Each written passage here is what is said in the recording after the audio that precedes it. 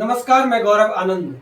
आगामी विधानसभा चुनाव को लेकर के बिहार में सियासी हलचल तेज हो गई है। इसको लेकर हर पार्टी जो है अपनी अपनी तैयारी में जुड़ गई है।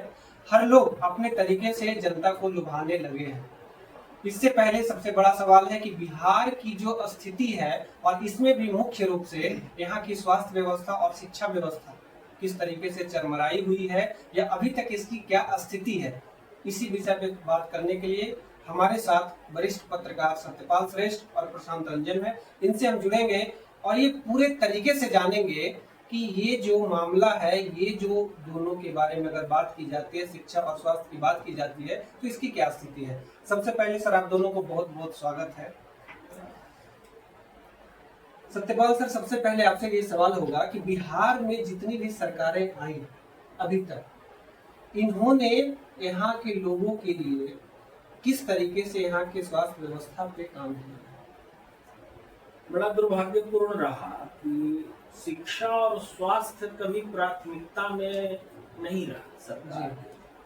केवल इस नाम पर राजनीतिक रोटियां सेकी जाती रही। शिक्षा और स्वास्थ्य शुरू से निजी हाथों में चला गया। जी। निजी हाथों में जाने के कारण ये दोनों इतना महंगा हो गया कि आम आदमी की पहुंच से दूर। जी। जबकि मूलभूत सुविधा में शिक्षा और स्वास्थ्य आता है कि हर आदमी को शिक्षा मिलनी चाहिए और शिक्षा और स्वास्थ्य पर सरकार का जितना खर्च है जी, उस अनुपात में 5% भी उपलब्धि नहीं। शिक्षा के क्षेत्र में जैसे आप ले लें तो सब जगह स्कूल है, प्राथमिक विद्यालय है। इतना बड़ा नेटवर्क तो किसी का नहीं है, किसी निजी विद्यालय का नहीं हो सकता है जितना बड़ा नेटवर्क सरकार का है। जी। और उस प्राथमिक विद्यालय के शिक्षक भी अपने बच्चे को निजी विद्यालय में पढ़ा रहे हैं। सबसे बड़ी विडंबना तो यही है। जी। तो इससे समझने की बात है, डॉक्टर खुद अपना इलाज किसी निजी बड़े नर्सिंग होम में करा रहे हैं जी, या दिल्ली जाके करा रहे हैं या देश विदेश जाके करा रहे हैं। तो ये सबसे बड़ा इसकी वानगी है, सबसे बड़ी वानगी है कि उनको अपनी सरकारी अस्पताल या सरकारी स्कूल कॉलेज पर विश्वास नहीं है। जी। तो इसकी व्यवस्था इतनी लचर होती जा रही है कि शिक्षा इतना व्यय के बाद भी एक सरकार, मान लिया जाए नीतीश कुमार की सरकार आज 18-20 वर्षों से है, एक पूरी पीढ़ी जवान हो गई जी। और वो बता दें उसकी उपलब्धि कि क्या उपलब्धि रही। भोजन बनाने में लगे हुए हैं, पशु गिनने में लगे हुए हैं विद्यालय के शिक्षक जी। और निजी विद्यालय में बच्चे पढ़ रहे हैं, तो सरकारी विद्यालय में क्यों बच्चे को कोई भेजेगा। जी। शिक्षक ही नहीं रहेंगे, शिक्षक दूसरे काम में लगे हुए हैं। जी, जी, जी। स्वास्थ्य की स्थिति है कि डॉक्टर नहीं रहते हैं अस्पताल में। आप रेफरल अस्पताल प्रखंड स्तर के की जगहों में रेफरल अस्पताल आप खोल रहे हैं। अस्पताल में जाइए तो न डॉक्टर है न दवा है, वो बिल्कुल केवल रेफरल रह गया है, रेफर करने के चक्कर में रहता है कि रेफर कर दें। पीएमसीएच में जाइए तो वही स्थिति है, पैरवी नहीं है तो इलाज नहीं होगा। अब पैरवी पर क्या इलाज होगा। जी।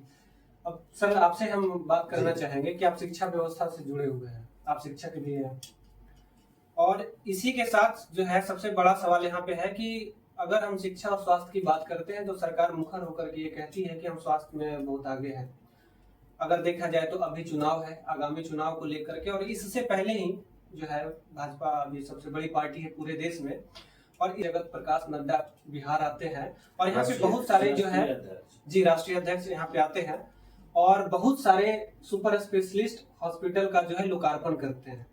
यहाँ पे एम्स हो रहे हैं, तो यहाँ की जो इलाज की व्यवस्था है इस पे किस तरीके से काम हो रही है। इलाज की व्यवस्था है, देखिए कई बार होता है कि शिक्षा और स्वास्थ्य मौलिक चीजें हैं जो लोगों को मिलनी चाहिए। जी। कपड़ा मकान के अलावा शिक्षा स्वास्थ्य का ही नंबर आता है और देश में कल्याणकारी राज्य की अवधारणा है, तो इसलिए ये राज्य का कर्तव्य है कि वो शिक्षा और अच्छा स्वास्थ्य सुनिश्चित करे नागरिकों का। जी। तो सरकार चूंकि टैक्स वसूलती है तो उसको कुछ न कुछ करके दिखाना है कि हम शिक्षा में स्वास्थ्य के क्षेत्र में ये किया, जी उसी के अंतर्गत अस्पताल स्कूल बनते हैं। लेकिन जमीन पर कितना काम हो रहा है, जैसे कि बिहार में 30,000 लोगों पर एक चिकित्सक बहाल है सरकार की ओर से, जी जबकि होना चाहिए कायदे से यूएन के रेशियो के हिसाब से देखें तो 1,000 लोगों पर एक डॉक्टर बहाल होना चाहिए। जी ठीक ठीक है, 1,000 आप आदर्श स्थिति में नहीं जा सकते भाई, आप कम से कम 2,000-3,000 लोगों पर एक डॉक्टर रखें, ये आप एक आंकड़ा। दूसरी आपने चर्चा की एम्स की, पटना एम्स बना हुआ है फुलवारी में, जी वहाँ जाहिर सी बात है देश भर से जो कुशल चिकित्सक है वहाँ बहाल किए गए हैं। वहाँ जाकर देखिए, वहाँ भी आपातकालीन सेवा में भर्ती होने के लिए किस प्रकार से चिरौरी करनी पड़ती है। क्यों? क्योंकि सीट नहीं है, 2-4 इमरजेंसी में सीट्स खाली हैं।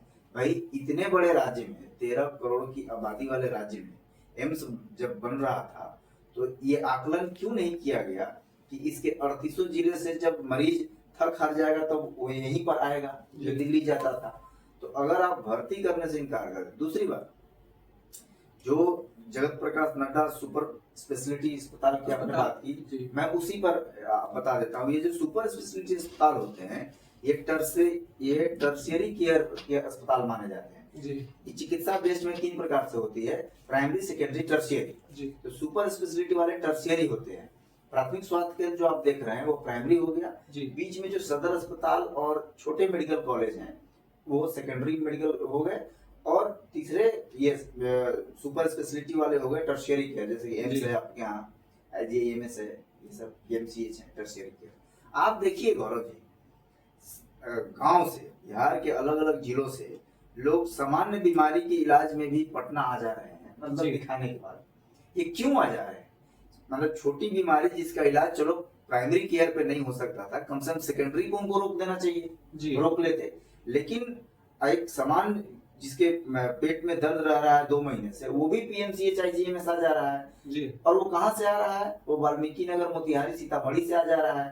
तो बीच में जो मेडिकल कॉलेजेस हैं या बड़े DMCH है या मुजफ्फरपुर है, वहाँ क्यों नहीं उसका इलाज हो पा रहा है? हर इलाज के लिए उसको आपके टॉप अस्पताल में क्यों आना पड़ रहा है? सबसे बड़ा लूपहोल तो ये है जी। दूसरा, जैसे सतपाल सर ने कहा कि रेफरल अस्पताल किसी काम का नहीं हो, बस रेफर करता है जी।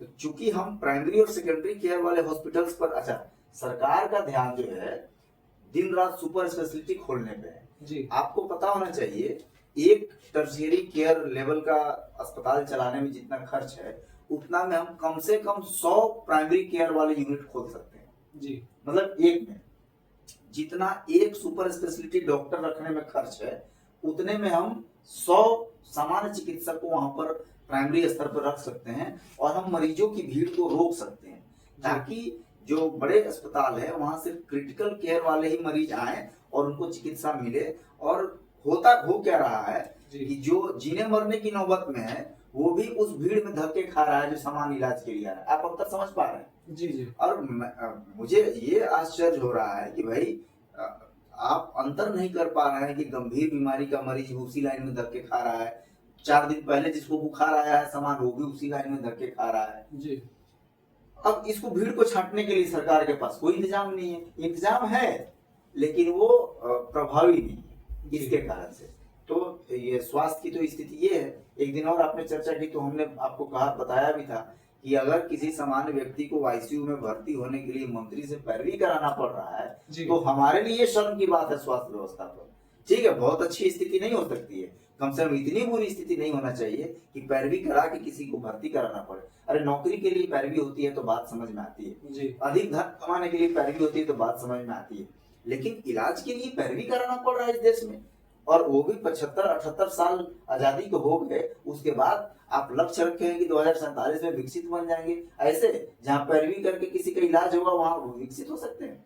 निराशाजनक स्थिति है गौरव जी, बहुत काम करने की आवश्यकता है। और दुख की बात है कि आज भी राजनीतिक दल सड़क बिजली पानी से ऊपर नहीं उठ पाए। आप देखिए पिछले चुनाव में देख लीजिए या आसन विधानसभा चुनाव में देखिएगा कितने राजनीतिक दलों के घोषणा पत्र में जी ये जो उपचार से संबंधित गंभीर बातें लिखी रहती हैं। सरकार माने नेता क्या कहते हैं, हमने इतने मेडिकल कॉलेज खोले जी, लेकिन कभी ये रिपोर्ट कार्ड आया कि जिन मेडिकल कॉलेज को 5 साल पहले 4 साल पहले खोला गया उसकी क्या स्थिति है आज के डेट में? वहाँ इलाज हो भी पा रहा है कि नहीं हो पा रहा है। तो हम सिर्फ हवाई घोषणाओं वाले एक राजनीतिक व्यवस्था में है, ठोस काम कभी हो उसको भी कोई देखने वाला होना चाहिए। जी। तो और एक सवाल ये होता है कि अगर यहाँ की शिक्षा व्यवस्था पे अगर हम बात करते हैं, जैसे कि आपने स्वास्थ्य पे बात की, अगर शिक्षा व्यवस्था पे बात करते हैं तो सरकार कहती है कि हम इतने शिक्षकों को बहाल कर दिए हैं, इतने स्कूलों को जो है हम हाईटेक बना चुके हैं, एक आंकड़ा वो अपना आंकड़ा देती है और कहती है कि इतने प्रतिशत स्कूलों को हम कर दिए। तो ये कहाँ तक जो है सफल हो पाया है? सफल नहीं है ना, जैसे सतपाल सर ने कहा ना कि जी। सरकारी स्कूल के टीचर को 1 लाख रुपया मिल रहा है और वो अपने बच्चे को निजी स्कूल में उस टीचर के पास भेज रहा है जो 15,000 20,000 रुपए महीने में पढ़ा रहा है। जी। अब आप देख लीजिए कि शिक्षा के प्रति अप्रोच क्या है आपका। मतलब जो खुद सरकारी स्कूल में शिक्षक है, 80,000 70,000 1 लाख रुपए वेतन पा रहा है, अपने बाल बच्चे को निजी स्कूल में पढ़ा रहा है, निजी स्कूल में 15 20 25 30,000 रुपया मिल रहा है, वो शिक्षक पढ़ा रहा है। जी। दूसरी बात, ये जो आर्थिक निश्चिंतता हम जोड़ते हैं आर्थिक प्रगति के लिए, उसमें ये सरकारी स्कूल वाले टीचर नहीं पढ़ा रहे हैं। क्यों नहीं पढ़ा रहे हैं? भय बिनु होई न प्रीत, ये राम का देश है। राम में वो कहा हुआ है, भय बिनु होई न प्रीत। नौकरी जाने की डर नहीं है तो पढ़ा नहीं रहे। निजी स्कूल वाला शिक्षक 20,000 22,000 की नौकरी में भी दिन रात मेहनत करके पढ़ा रहा है। क्यों? क्योंकि उसको नौकरी जाने का थ्रेट है। जी। तो ये माने आप बताइए गौरव जी, मुझे आश्चर्य होता है कि इस देश में आदमी के जान की कोई गारंटी नहीं है, लेकिन सरकारी नौकरी जिसको मिल गया उसको नौकरी की गारंटी है। ये जरूरत से ज्यादा गारंटी देने की क्या जरूरत है? निकम्मे लोग हैं चपरासी से लेकर आईएएस अधिकारी तक, जो परफॉर्म नहीं कर रहा है उसको हटाइए, दूसरे लोगों को जगह देना चाहिए। जी। सरकारी नौकरी में एक बार चले गए तो मानसिकता बन गई कि हमको काम अब नहीं करना है। सारे लोग ऐसे नहीं, मैं नहीं कह रहा हूँ, मतलब जो शिक्षकों की बात है, ये जो मानसिकता है इसका जब तक तोड़ नहीं निकालेंगे, पढ़ाई व्यवस्था में उस तरह से स्कूली शिक्षा में सुधार आना थोड़ा कठिन है। जी सर, आखिरी सवाल आपसे होगा कि इस बार जो सरकार आ रही है तो क्या लग रहा है कि शिक्षा या फिर स्वास्थ्य में किसी तरीके का कोई सुधार कर पाएगी? ये तो कहना कठिन है कि सुधार कर पाएगी। अभी तक तो जैसे है व्यवस्था, जो शुरू के क्रम में बड़े बड़े अस्पताल बने या जो व्यवस्था बनी, विद्यालय बने, उसमें नयापन बहुत कहाँ आ पा रहा है। बहुत है तो भवन बन गया वहां का। जी। भवन भी जर्जर हालत में है। भवन भी ऐसा नहीं बना कि कुछ दिन चले, उसका कभी रंग रोगन हो गया, कभी कुछ फर्नीचर बन गया। उस विद्यालय में पढ़ाई कैसी हो रही है, उसकी क्या गुणवत्ता है पढ़ाई की, इसकी कहाँ कभी जांच हो रही है कि यहाँ कैसी पढ़ाई हो रही है, उसकी जांच होनी चाहिए। कुछ दिन के पाठक आए तो कुछ अचानक सब जगह दौरा किए तो कुछ सजगता आई, फिर बात आई गई हो गई। सबसे बड़ी जरूरत है कि शिक्षकों को अपने काम के प्रति ईमानदार होना होगा कि हमारे यहाँ जो भी नामांकन है उन बच्चों की हम उचित पढ़ाई करें। वो होगा कैसे? वो होगा कि सरकार उनको उस ढंग से ये करे कि भाई आपको सिर्फ पढ़ाना है। जी। डॉक्टर साहब निजी प्रैक्टिस के चक्कर में सही इलाज नहीं कर रहे हैं, वैसे ही शिक्षक अपने ट्यूशन के चक्कर में ईमानदारी से पढ़ा नहीं रहे हैं, और दूसरा सरकार भी उनको इधर उधर काम में लगा देती है। जी। तो इस ठीक होगा कि नहीं होगा ये तो अभी कहना बिल्कुल जल्दीबाजी होगी, लेकिन इसको ठीक होना चाहिए। इसके लिए जनता को अग्रसर होना होगा।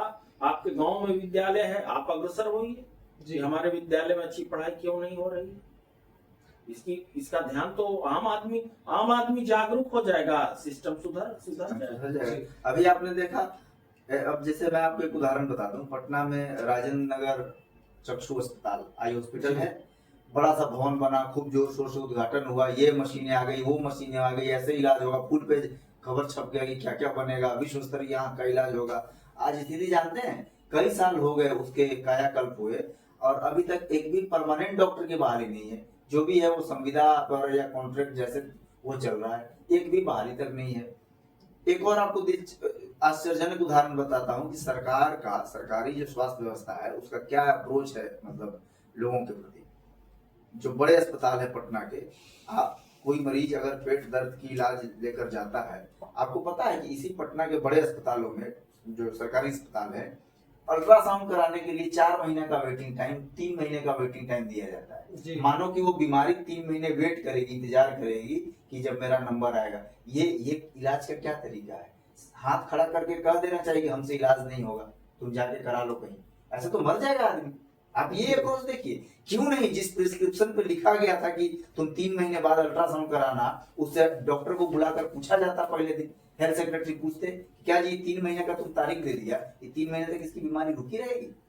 ये व्यवस्था है। आज तक सवाल नहीं हुआ, किसी विपक्ष ने मुद्दा नहीं बनाया, कभी कोई कवरेज नहीं हुआ। ये दुखद स्थिति। जी, तो भी आपने सुना कि बिहार की जो शिक्षा और स्वास्थ्य की व्यवस्था है किस तरीके की है, वो तो आप भी जानते हैं और अभी आपने सुना भी। और इसके लिए जो है सुधार की आवश्यकता है, लेकिन सरकार क्या कर पाती है या क्या कर रही है ये तो आपसे छुपा हुआ नहीं है। लेकिन आने वाली सरकार से यह उम्मीद जरूर रहेगी कि यहाँ की शिक्षा और स्वास्थ्य व्यवस्था पे जरूर बात की जाए और इस पे जो है पूरे तरीके से जो है काम किया जाए, ताकि यहाँ की शिक्षा और स्वास्थ्य व्यवस्थाएं सही हो। ऐसे ही खबर को देखते रहने के लिए बने रहिए हमारे साथ। इसके लिए हमारे चैनल को लाइक, सब्सक्राइब और शेयर जरूर कीजिए। धन्यवाद।